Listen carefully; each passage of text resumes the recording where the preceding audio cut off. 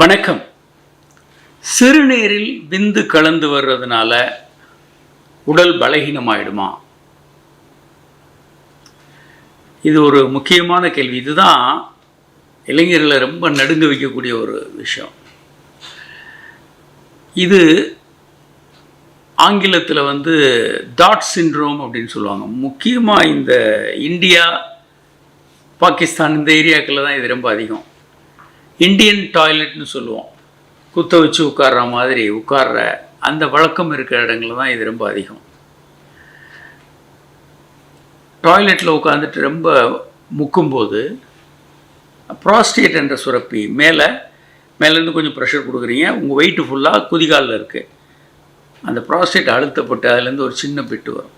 அதில் விந்தணுக்கள் உயிரோடு இருக்காது. ஆனால் அந்த ப்ராஸ்டேட் சுரப்பியும் விந்தில் ஒரு பகுதி தானே.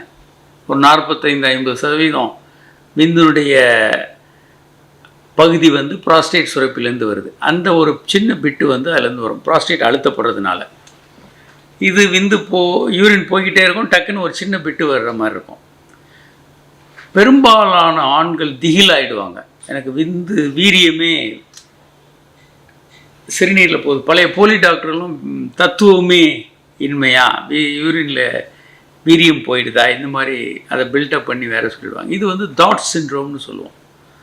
டாட்டுன்னா ஹிந்தியில் விந்து.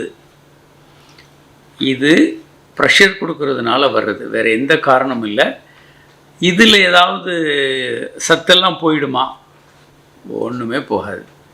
நீங்கள் மூக்கு சளி, தும்முறது, இருமுறதுல அதில் சளியிலையும் இதே அளவு தான் சத்துக்கள் இருக்குது. ஒரு 5 மில்லிகிராம் கார்போஹைட்ரேட்டு 1-2 கொஞ்சம் ஒரு ட்ரேஸ் எலிமெண்ட்ஸு இதெல்லாம் இருக்கும். இது எல்லா சளியிலையும் இருக்கும். சளி எல்லாமே ப்ரோட்டீன், கார்போஹைட்ரேட் இந்த மாதிரி இருக்கும். அதனால் இது பற்றி பெருமளவுக்கு கவலைப்பட வேண்டாம். ஆனால் பெரும்பாலான இளைஞர்கள் இதை பற்றிய மிகுந்த மன அழுத்தமும் பதட்டமும் இருக்கும், நடுக்கம் இருக்கும் அவங்கக்கிட்ட. இதை பற்றி பேசும்போதே எல்லாமே எனக்கு உடம்பே இழைச்சிருச்சு, எப்படி ஞாபகம் இல்லை. இதெல்லாம் ஏன் வருதுன்னா, அந்த பதட்டத்துலேயும் பயத்துலேயும் வர்ற விஷயங்கள் எல்லாம் இந்த பிரச்சனைகளால் வர்றதாக அவங்க நினச்சிக்குவாங்க. டாட் சிண்ட்ரோம் அப்படின்னு பேர். டாட்னா நம்ம சொன்னோம் ஹிந்தியில் விந்துன்னு அர்த்தம்.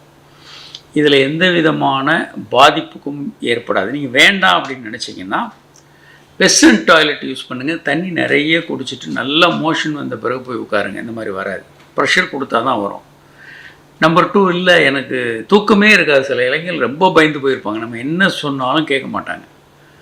அப்போ இதை நிறுத்துறதுக்கு ஒரு மாத்திரையும் இருக்குது. மாத்திரைகள் கொடுத்தோன்னா அந்த மாதிரி வர்றது குறைஞ்சிரும். அவங்க பதட்டம் குறைஞ்சிரும். ஆனால் இது இயல்பானது அப்படின்றத நம்ம தெரிஞ்சுக்கணும். இது ஒரு மித். பாலியல் உண்மைகள் அல்லாத விஷயங்களில் இது ஒன்று. இது இந்த மாதிரி பதட்டப்படுவது இது தேவையில்லாதது. வணக்கம்.